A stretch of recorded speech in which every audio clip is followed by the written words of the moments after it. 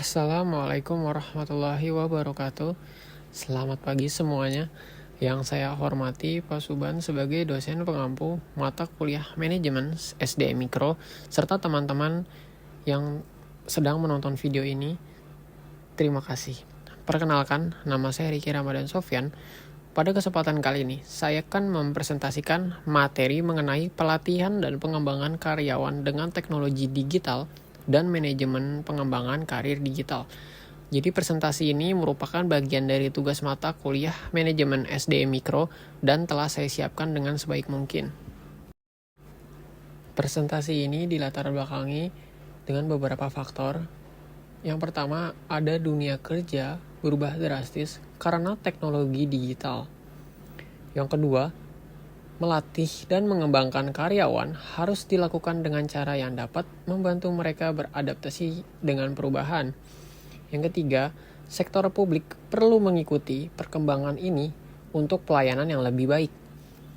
Yang keempat, ada kompetensi digital menjadi kebutuhan dasar bagi semua karyawan. Mengapa teknologi digital itu sangat penting? Yang pertama, ada efisiensi. Bisa mengurangi biaya pelatihan hingga 40%. Yang kedua, ada aksesibilitas. Yang artinya itu bisa belajar di mana saja, kapan saja, dan tempatnya tuh bebas gitu.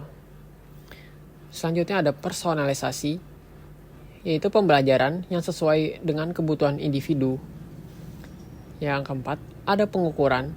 Jadi hasil pelatihannya itu lebih mudah diukur karena sesuai dengan data yang ada. Teknologi digital untuk pelatihan, yang pertama ada electronic learning and mobile learning. Yang pertama, pembelajaran itu melalui platform digital. Yang kedua, akses 24 jam sehari melalui komputer atau perangkat mobile. Yang ketiga, contohnya itu seperti Learning Management System atau MOOCS. Yang kedua, ada realitas virtual dan augmented reality. Jadi yang pertama itu menciptakan pengalaman belajar yang lebih nyata. Yang kedua itu simulasi situasi kerja tanpa risiko. Yang ketiga, meningkatkan retensi pengetahuan hingga 25%. Teknologi digital untuk pelatihan itu selanjutnya ada yang namanya micro learning. Yang pertama itu materi pembelajarannya itu dalam potongan kecil seperti 5-10 menit. Yang kedua itu cocok untuk generasi dengan rentang perhatian yang pendek. Yang ketiga, itu bisa fokus pada satu keterampilan atau konsep yang spesifik. Selanjutnya ada adaptive learning. Jadi yang pertama itu pembelajaran itu menyesuaikan dengan kemampuan pesertanya.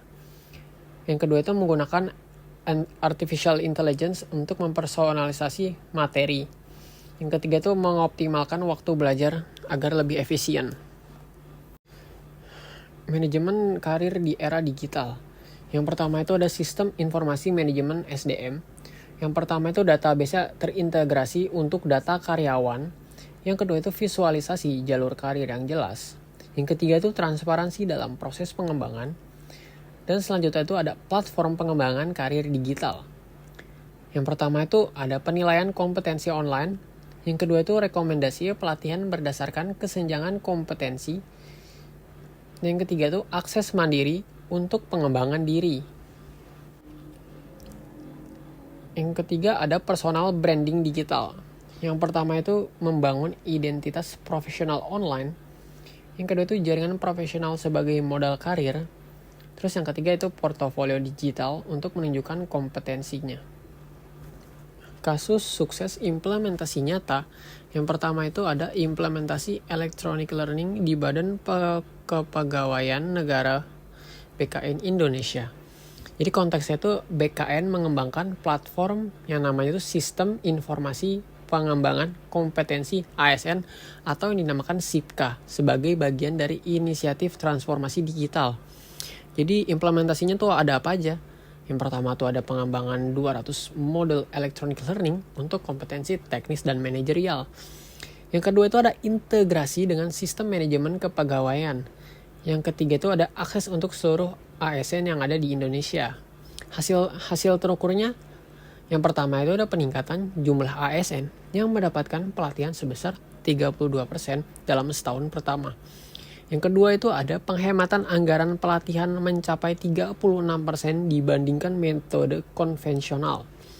Yang ketiga, ada perluasan jangkauan ke daerah terpencil yang sebelumnya itu sulit dijangkau oleh program pelatihan. Yang kedua, ada program Digital Leadership Academy di Kementerian Keuangan. Kementerian Keuangan Indonesia mengembangkan program yang bernama Digital Leadership Academy untuk mempersiapkan pemimpin yang mampu memimpin transformasi digital. Implementasinya itu yang pertama ada program blended learning yang menggabungkan pembelajaran online dan tatap muka. Yang kedua itu kemitraan dengan Google, Microsoft, dan universitas terkemuka. Yang ketiga itu ada penggunaan metode pembelajaran eksperiential dan project based. Hasil terukurnya itu yang pertama ada 89% peserta berhasil mengimplementasikan proyek transformasi digital di unit kerjanya. Yang kedua itu ada peningkatan indeks transformasi digital Kementerian Keuangan dari 3,2 menjadi 4,1 skala 5. Yang ketiga itu ada pengembangan 45 lebih inovasi digital dalam pelayanan publik. Yang ketiga, ada simulasi virtual reality untuk petugas damkar DKI Jakarta. Jadi Dinas Penanggulangan Kebakaran dan Penyelamatan DKI Jakarta mengimplementasikan pelatihan berbasis virtual reality untuk meningkatkan kesiapan petugas. Jadi implementasinya itu yang pertama ada pengembangan simulasi VR untuk 12 skenario kebakaran yang berbeda. Yang kedua, ada pelatihan pengambilan keputusan dalam kondisi krisis. Yang ketiga, ada integrasi dengan protokol penanganan kebakaran yang ada. Hasil yang terukur, yang pertama ada peningkatan skor kesiapan petugas sebesar 27% dibandingkan metode pelatihan konvensional.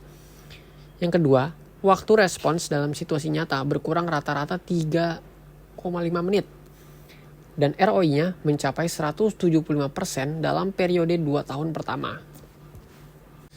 Yang keempat, ada Integrated Talent Management System di Bank Indonesia. Jadi Bank Indonesia itu mengembangkan sistem manajemen talenta terintegrasi berbasis digital untuk mendukung pengembangan karir karyawan. Jadi implementasi itu yang pertama, ada platform terintegrasi untuk penilaian kerja dan perencanaan karir dan pengembangan talenta. Yang kedua itu ada assessment center digital untuk mengidentifikasi talenta yang unggul. Yang ketiga ada learning path personalisasi berdasarkan profil kompetensi individual. Hasil terukurnya itu yang pertama ada peningkatan indeks keterikatan karyawan dari 76% menjadi 88%. Yang kedua itu ada penurunan turnover talent pool dari 7,2% menjadi 3,1%. Yang ketiga itu ada peningkatan kecepatan pengisian posisi kunci dari rata-rata 120 hari menjadi 75 hari. Yang kelima, ada microlearning platform untuk pemerintahan Kota Surabaya. Jadi pemerintah Kota Surabaya mengembangkan platform yang bernama Surabaya Learning, yaitu untuk meningkatkan kompetensi ASN dalam pelayanan publik. Implementasinya itu ada 150 modul microlearning yang berdurasi 3-7 menit.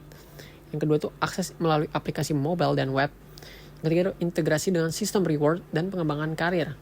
Hasil terukur ini yang pertama itu ada tingkat penyelesaian pelatihan meningkat yang dari 47% menjadi 86%.